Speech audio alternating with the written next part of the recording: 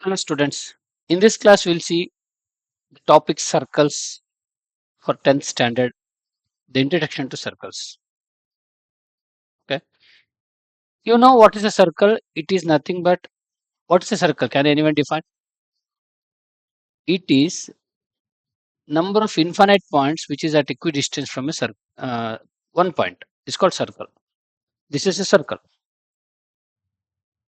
This C1 is a circle where there will be infinite points on the circle which are equidistant from a point called center of the circle. So this O is called center. O is called center. What is radius? We'll just recap the basic things. OA is a radius. And this whole part, right, is called circumference of a circle. This whole part is called a circumference of a circle. What is AB here? AB is a chord. What do you mean by radius? Means distance of a point from the center to any point on the circumference is a radius. Chord means distance of between any two points on the circumference is called chord. So we cannot say this is a chord. The end point should meet the circumference. Okay, this is a diameter. This is a diameter. Diameter is the longest chord. Remember, diameter is the longest chord. Here OAB. Okay. Okay. Next, you see this OA arc, right? This is called arc. Arc of a circle. It arc means part of a circle, part of circumference. Part of circumference is called arc of a circle. Means you got it point, right? Then diameter we saw it's the longest chord. Diameter is nothing but a chord passing through the center of a circle. If on definitions, make note. Okay, in coming to this figure, OA, OB are the radii of a circle, and this this is called sector of a circle. Sector of a circle. What do you mean by sector of a circle? It is the area between two radii and arc of a circle. Okay, area between the two radii and arc of a circle is the sector of a circle. When the arc is minor arc, if arc is minor, this is called minor sector. Area between the radii and arc, if arc is minor, it becomes minor sector. If arc is major, see, if arc is major, it becomes major sector. Okay, major sector. Coming to this,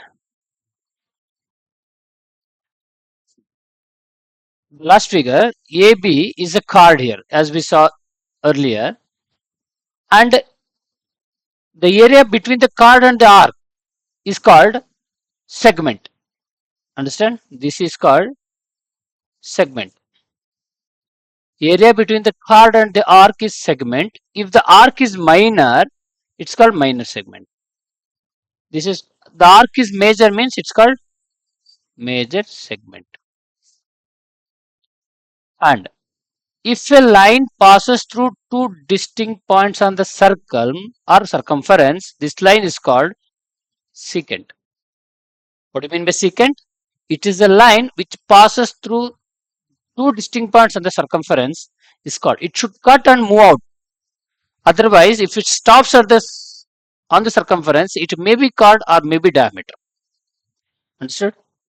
Okay. If a line touches at exactly one point on the circumference, see these two are tangents.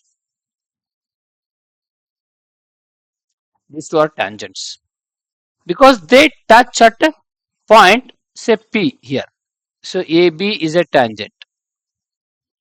AB touches at P. P is called point of contact. These are very terminologies needed for the circle chapter introduction. It is actually okay.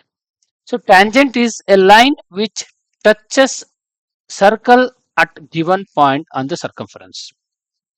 So we saw major segment, minor sector, major sector, chord, arc, diameter, radii, center, secant, tangent. Coming to tangents part, which we are studying in this chapter exclusively, how many tangents can be drawn? So if there is a circle, let's see,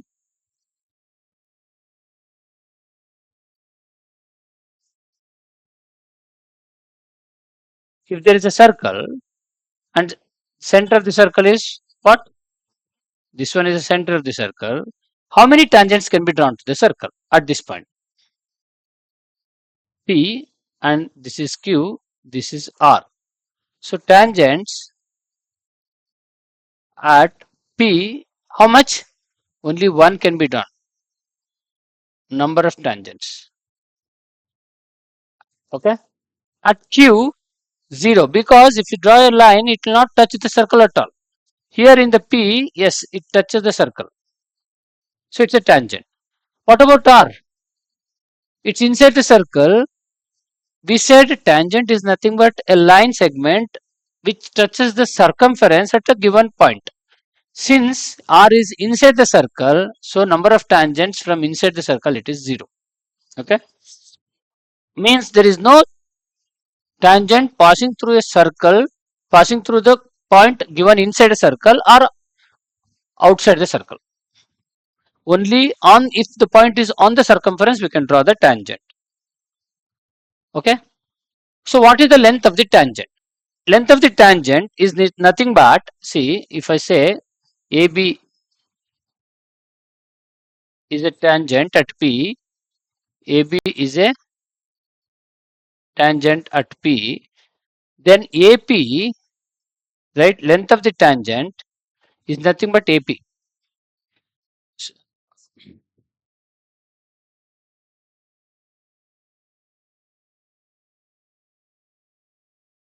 BP are the length of the tangents.